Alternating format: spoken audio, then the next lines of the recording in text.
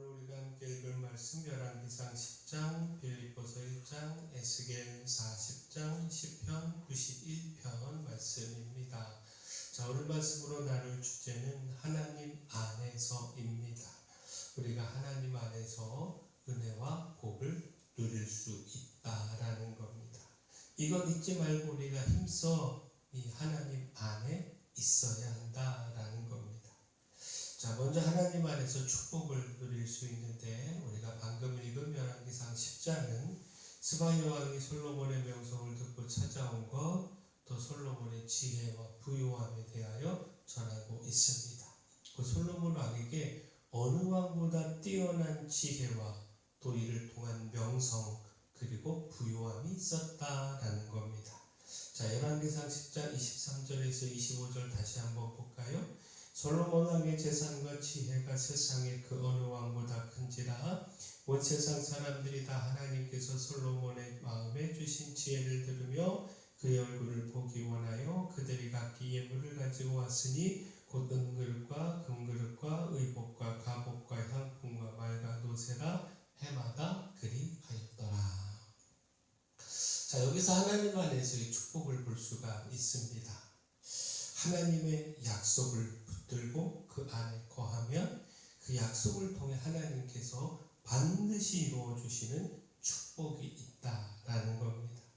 곧 기브온 산당에서 지혜를 구한 솔로몬에게 하나님은 지혜뿐만 아니라 부귀와 영광도 주시겠다 약속하셨죠. 그리고 그 약속이 이루어졌음을 바로 이 열왕기상 10장을 통해서 또한 확인해 볼 수 있다라는 겁니다. 솔로몬의 뛰어난 지혜와 명성으로 스바야 왕을 비롯한 수많은 사람들이 솔로몬을 찾아와 그 지혜를 듣고 그 나라의 견고함을 보고 놀라워했습니다. 그러며 함께 교육했고요. 또 하나님의 약속대로 솔로몬에게 가장 뛰어난 지혜가 주어졌다라고 하는 사실을 보여주고 있다라는 겁니다. 또한 솔로몬의 한 해 수입이 금 666달란트나 되었고 은을 귀히 여기지 않을 만큼 돌같이 여길 만큼 흔하고 풍부했고 군사력도 막강했는데 병거가 1400대요 마병이 12,000명이나 되었다라는 겁니다. 하나님께서 약속하신 부귀와 영광이 주어졌다라는 겁니다. 자, 하나님은 약속대로 솔로몬을 축복하셨고 또 이를 통해 하나님의 신실함을 보여주셨습니다. 따라서 우리도 하나님 안에서 그 약속을 붙들면 신실하신 하나님을 통하여 그 약속이 이루어지는 축복을 누릴 수 있습니다.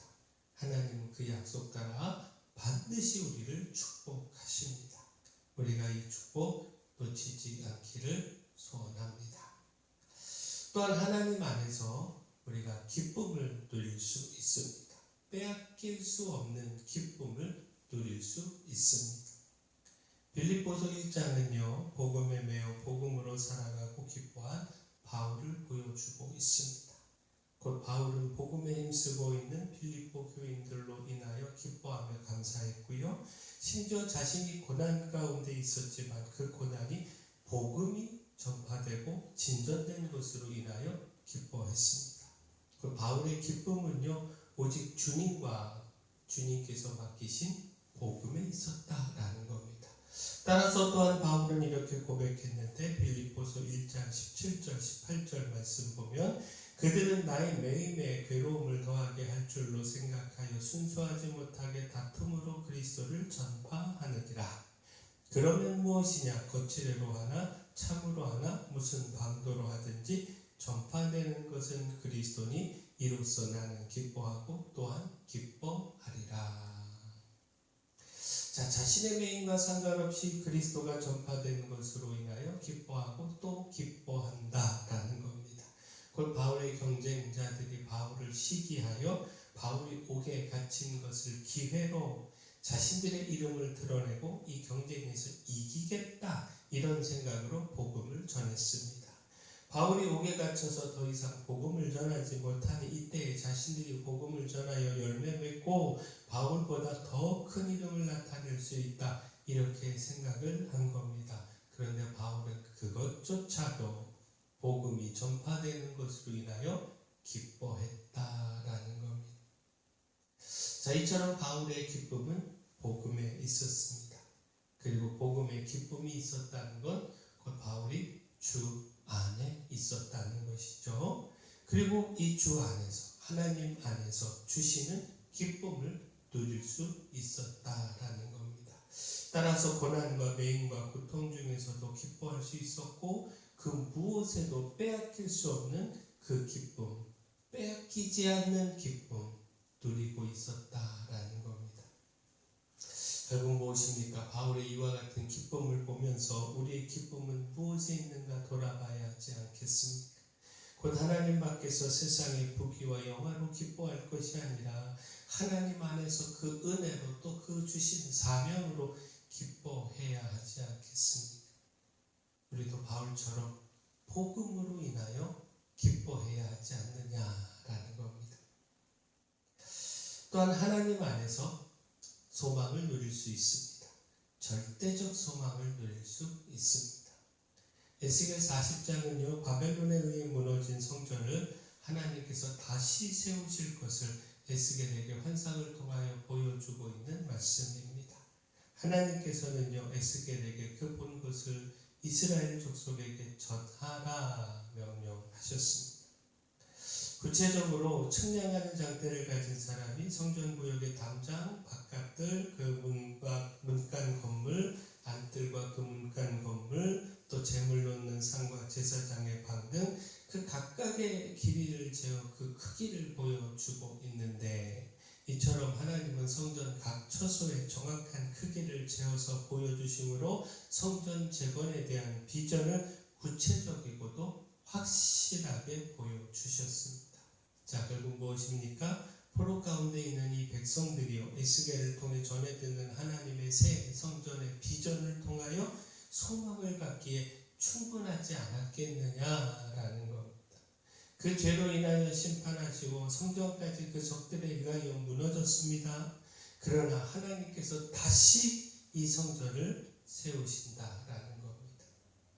이는 곧 하나님께서 그 놀라운 사랑으로 그 백성들을 용서하신다는 것이고 다시 회복하신다라는 것이죠. 바로 이 하나님의 은혜가 백성들로 하여금 소망을 갖게 하기에 충분했다라는 겁니다. 하나님 안에 있으면 반드시 소망을 가질 수 있습니다. 심판으로 인하여 모든 것이 끊어져 버리고 절망할 수밖에 없는 그런 상황에서도 하나님의 은혜를 믿고 하나님 떠나지 않으면 결국에는 용서하시며 회복하시는 하나님의 은혜를 가질 수 경험할 수 있습니다. 바로 이 은혜가 우리에게 소망이 됩니다. 자, 마지막 하나님 안에서 보호하심의 은혜를 누릴 수 있습니다. 이를 통해 어떤 두려움과 위험에서도 평안할 수 있습니다. 시편 91편은요, 하나님 안에서의 보호하심과 은혜를 전하는 시입니다. 하나님을 피난처로 삼고 보호를 요청할 때 하나님께서 전쟁과 전염병 등 모든 두려움과 재앙과 환난에서 건지시고 보호하신다라는 겁니다. 수많은 사람들이 그 주변에서 쓰러지고 엎드러지는 그 재앙 가운데서도 안전하게 돌보신다라는 겁니다. 시편 91편 4절에서 7절 말씀 보면 그가 너를 그의 깃으로 덮으시리니 내가 그의 날개 아래에 피하리로다. 그의 진실함은 방패와 손방패가 되시나니 너는 밤에 찾아오는 공포와 낮에 날아드는 화살과 어두울 때 퍼지는 전염병과 밝을 때 닥쳐오는 재앙을 두려워하지 아니하리로다. 천명이 내 왼쪽에서 만명이 내 오른쪽에서 엎드러지나 이 재앙이 내게 가까이 하지 못하리로다. 하나님을 피난처로 두고 하나님 안에서 하나님을 의지하며 살아가는 사람에게 하나님의 보호하심의 은혜가 있습니다.